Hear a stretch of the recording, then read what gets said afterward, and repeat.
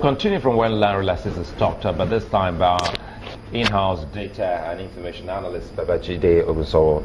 Good morning and welcome on the program. Breakdown of the 2017 budget is what is the talking point for many today. So how have you been able to look into that document? We tried that last week. Yes, we did, but we couldn't finish because one of the things that are on the lips of most Nigerians today are the assumptions behind the budget. And one way to look at it is to say, how many chickens are in Nigeria? Nobody knows. So we're going to have to make an assumption. How many eggs are in Nigeria? We're going to have to make an assumption. But there's a problem, Nyota. The problem is not with the assumption. The problem lies with the assumption behind the assumptions. And so, today, in our nation's over 10 decades history, we're about to make the most dangerous assumption. Now, what is this assumption? I'll share that with you shortly. But before we go into that, there was something that the late CEO and chairman of Intel said before he passed away. And he had said that there was nothing wrong putting all your eggs inside one basket, as long as you watch that basket. However, how does that impact what is happening to us today regarding the budget? Today we still refuse to put all our eggs in that non-oil revenue basket. We still choose to put our eggs in different baskets. And so we should ask the question today that, can oil really save us? And I'll share the answer with you quickly. Last year, when the president presented the 2016 budget, he had used the word oil. He had used that 9 times. This time, he used it 20 times. And perhaps why? And that's because during last year's budget presentation, there was no mention of recession. This time, he had mentioned recession 3 times. And the mention of non-oil has even reduced. So here's what it means. Perhaps oil can lead us out of recession. That's the summary of this year's budget for 2017.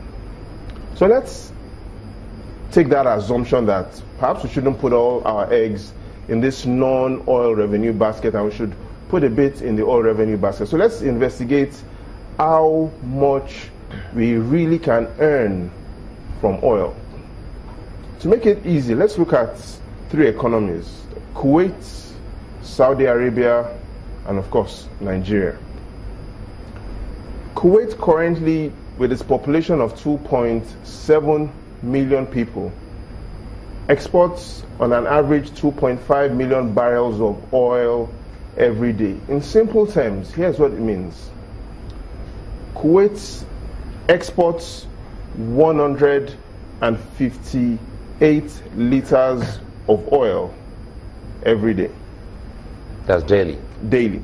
Based on its population and based on its crude oil production. 158 liters per day, per person. Now, Saudi Arabia with... Per day per person. Per day per person. So let's simplify it by putting it in liters. So per day per person, 158 liters.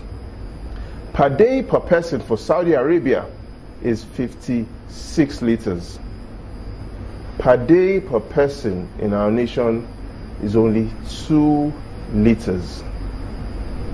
So here's what it means. Even if we tripled that sum, which means that even if we were producing 6 million barrels of oil every day, we'll only be at 6 liters per person per day, compared to nations that are doing 150, 48, and the likes. Here's what it means. Because of our population, the revenue we earn from crude oil cannot get us into prosperity. Crude oil revenue can only lead us into obscurity.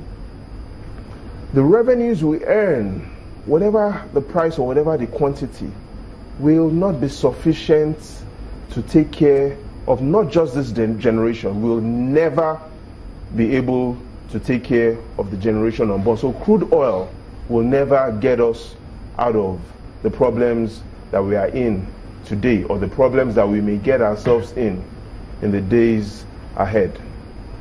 So what can get us into prosperity? It's really non-oil, and so we need to put all our eggs in that non-oil basket. Today's budget says we expect to earn 1.9 trillion naira from oil. That's higher than all what we expect to earn from either independent revenue from the government or even from non-oil revenue. So I'll give you exactly what we need to do based on the evidence and the narrative that we have today. And that we need to lead this nation into prosperity using ideas. And I'll give you an instance of a company that is using ideas for prosperity for its business. I think I'll hold it there so that when we come back, you give us the example of that company and talk more about having all your eggs in one basket. That will be when we return after now.